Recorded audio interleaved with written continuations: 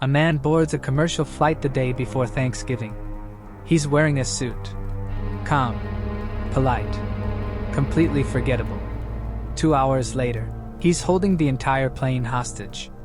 He asks for $200,000 in cash for parachutes and very specific flight instructions that make investigators nervous even today.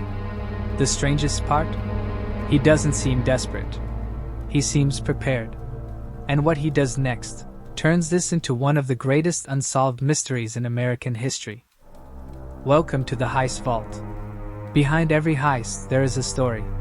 Some end in prison, some end in graves, and some simply disappear. November 24, 1971. The day before Thanksgiving. A man walks into Portland International Airport. He buys a one-way ticket under the name Dan Cooper. Boards Northwest Orient Airlines Flight 305 headed to Seattle.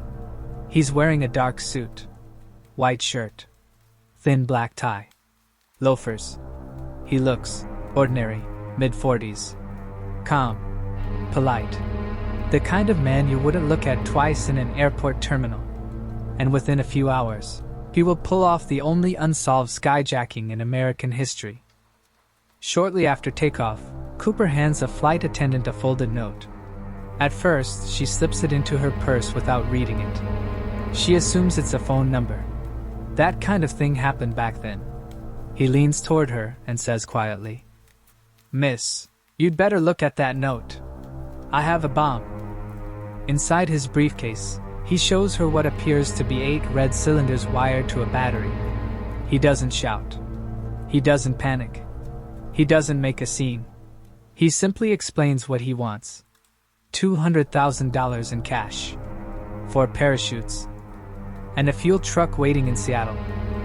Adjusted for inflation, that $200,000 would be worth well over $1 million today. The pilots are informed. Air traffic control is notified. The FBI is pulled in almost immediately. But what makes this strange? Cooper is calm. He orders a bourbon and soda. Pays for it. Even tips the flight attendant. "You're hijacking a plane, and you're still leaving a tip." He sits in seat 18C wearing sunglasses. Like this is mildly inconvenient business. When the plane lands in Seattle, the passengers are released in exchange for the ransom money and parachutes. Authorities comply. Because nobody wants 36,000 feet of problems. But this is where the story stops being a hijacking and starts becoming something else entirely. Because getting the money? That was the easy part. Getting away with it. That's where this turns into a legend. And what happens next is the reason we're still talking about him more than 50 years later. The cash is delivered in a backpack. 10,000 unmarked $20 bills. Every serial number carefully recorded. The plane takes off again. This time, only the flight crew and Cooper are on board. Then he gives very specific instructions. Fly toward Mexico City. Keep the altitude at 10,000 feet. Fly slow. Landing gear partially deployed. Cabin unpressurized. That's not random. That's someone who understands aircraft mechanics. Somewhere over the dense forests of Washington State, in the dark, in the rain, just before 8 p.m., Cooper stands up. He straps on a parachute, ties the money around his waist. Then he lowers the rear stairway of the Boeing 727. Now this is where it gets wild. If you didn't know this plane had a rear staircase that could deploy mid-flight, neither did most of the airline industry. That detail alone would permanently change aviation security. The crew suddenly feels the tail of the plane lift. A shift in air pressure. That's it. That's the moment. DB Cooper jumps into the night. Into miles of wilderness. In November. In the rain. In a business suit. Carrying $200,000 in cash. The plane lands safely later that night. He is not on board. And he is never seen again. The FBI launches one of the longest and most expensive investigations in its history. It's called NORJAK, short for Northwest Hijacking. Agents search forests, rivers, fields, They interview hundreds of suspects over the years. Was he a military veteran? A paratrooper? An aviation engineer? A criminal mastermind? Or just unbelievably lucky? There is just one problem. The conditions that night were brutal.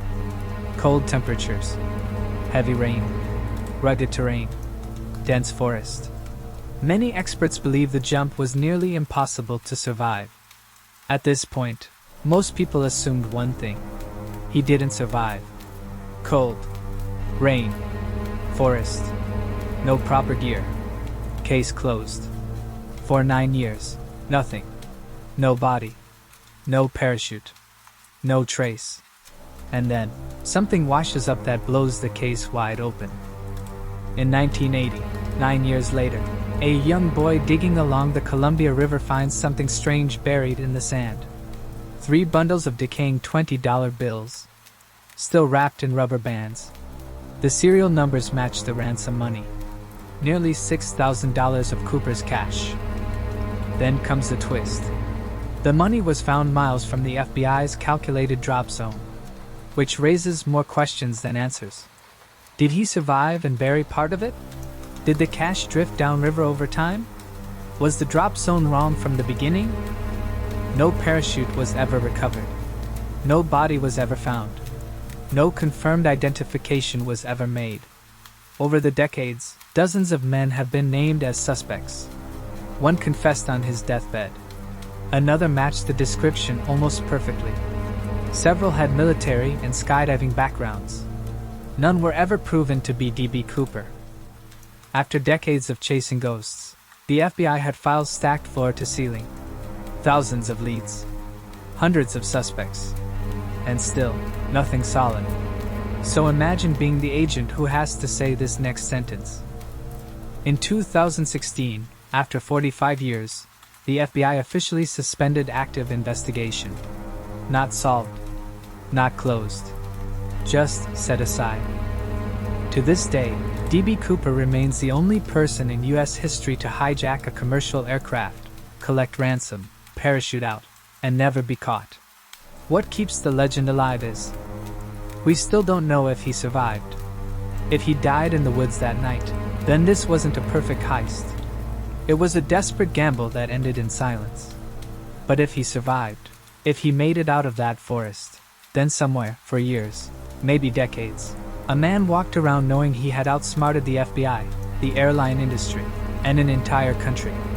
And no one could ever prove it. He boarded a plane in a suit. He ordered a drink. He asked for $200,000. And then he stepped into the darkness. One night. One jump. And a mystery that has lasted more than half a century. The man who hijacked a plane and disappeared forever. The vault is closed. But the mystery remains.